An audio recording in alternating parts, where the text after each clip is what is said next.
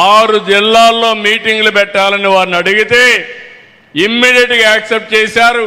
తొందరలోనే 3 నెలలకు ఒక మీటింగ్ పెట్టి ఇంకొక 6 జిల్లాల్లో ఇదే తరహా కార్యక్రమాన్ని నిర్వహించడానికి వారిని రిక్వెస్ట్ చేస్తున్నా.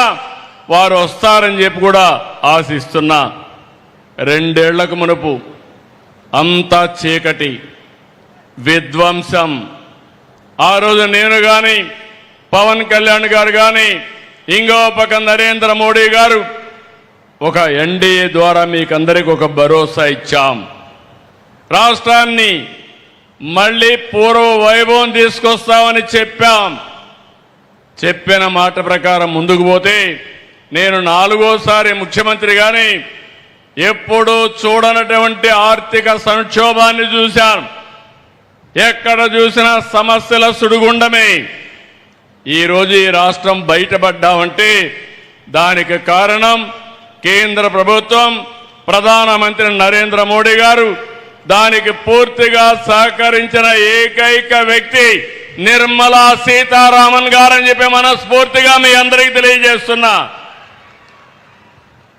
ఈరోజు అమరావతికి 15,000 కోట్ల రూపాయలు ఇచ్చి నిలిచిపోయిన అమరావతికి జీవం పోశారు. ఈరోజు మళ్ళీ బ్యాంకింగ్ కూడా అందరికీ చెప్పి డబ్బులు ఇప్పించే పరిస్థితికి వచ్చారు.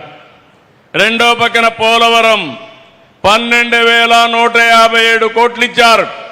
ఈరోజు వారికి హామీ ఇస్తున్నాను. ఈ నర్సారావుపేట మీటింగ్ లో 2027 మార్చి లోపల పూర్తి చేసి మొదటి ఫేజ్ ని జాతికి అంకితం చేసే బాధ్యత ఈ ప్రభుత్వం తీసుకుంటాం. తెలుగు వారి ఆత్మగౌరవంగా భావించే విశాఖపట్నం స్టీల్ ప్లాంట్ కి 11,440 కోట్లు ఇచ్చారు. ఇప్పుడు ఆ స్టీల్ ప్లాంట్ ని రివైవ్ చేసే పరిస్థితికి వచ్చాం. కేంద్రంలో సెంట్రల్లీ స్పాన్సర్ స్కీమ్స్ అన్ని కూడా డైవర్ట్ చేసి 90 స్కీమ్స్ ని రివైవ్ చేశాం. ఈరోజు జీరామ్జీ కింద 7,700 కోట్ల రూపాయలు వచ్చే పరిస్థితికి వచ్చింది. జల్ జీవన్ మిషన్ కింద 28,000 కోట్ల రూపాయలు తెచ్చుకోగలిగాం. రాయలసీమని హార్టికల్చర్ హబ్గా తయారు చేయడానికి 1,00,000 కోట్ల రూపాయలు పెట్టుబడులు పెడతాం. ఇందులో 40,000 కోట్ల రూపాయలు కేంద్ర సహకారంతో రుణం తెచ్చుకుంటున్నాం. కొంత గ్రాంట్ ఇచ్చారు. 60,000 కోట్ల రూపాయలు ప్రైవేటు పెట్టుబడులు వస్తాయి. ప్రపంచానికి ఒక గ్లోబల్ హబ్గా రాయలసీమ హార్టికల్చర్లో తయారవుతుంది. ఇవన్నీ కూడా ఒక ఎత్తు అయితే వారి మైండ్ ఎప్పుడు కూడా క్రియేటివ్గా పనిచేస్తుంది.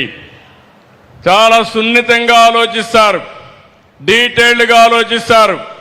నేను పోయినప్పుడు ఒకటే చెప్పారు, మీరు హై ఇంట్రెస్ట్ రేట్లు ఉన్నాయి, ఇవి తగ్గించకపోతే చాలా ఇబ్బందులు వస్తాయని చెప్పి 12-13% రేట్ ఆఫ్ ఇంట్రెస్ట్ ఉంటే వారి సహకారంతో 8-9%కి తెచ్చాం.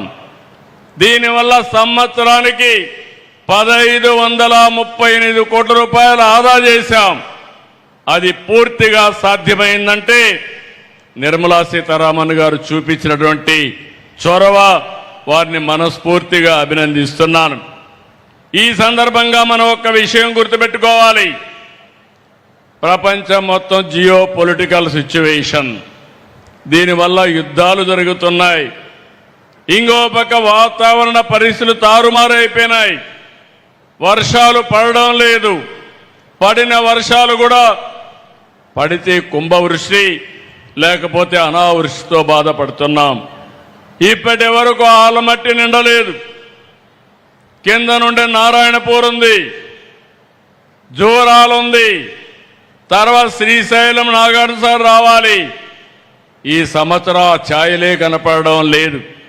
గోదావరిలో కూడా చాలా వరకు వర్షాలు తక్కువై నీళ్లు రావడం కూడా తగ్గిపోయే పరిస్థితికి వచ్చింది. ఇలాంటి సందర్భాల్లో మిమ్మల్ని అందరినీ ఒకటే కోరుతున్నా, ఈరోజు మనం అందరం కూడా చాలా వరకు సురక్షితంగా ఉన్నాం.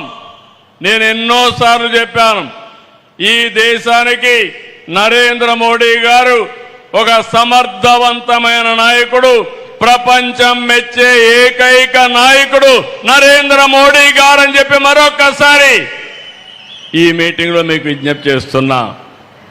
వారు నాయకత్వం ఇస్తే నిర్మలా సీతారామన్ గారు దేశ ఆర్థిక వ్యవస్థని సమర్థవంతంగా నిర్వహిస్తున్నారు. ఇలాంటి క్లిష్ట సమయంలో కూడా ఎక్కువ గ్రోత్ వచ్చే దేశం భారతదేశం. ఇన్ని సమస్యలు ఉన్నాయి. ఆ సమస్యల్ని అధిగమించడానికి అనునిత్యం కొత్త కొత్త ఇన్నోవేటివ్ ఐడియాస్తో ముందుకు తీసుకుపోయే పరిస్థితికి వచ్చారు. ఈరోజు ఇక్కడుండే ఆడబిడ్డలందరినీ ఒకటి కోరుతున్నాను. ఈరోజు నిర్మలా సీతారామన్ గారు ఒక ఆదర్శం, ఒక మహిళ ఆదర్శవంతంగా పనిచేస్తున్నారు.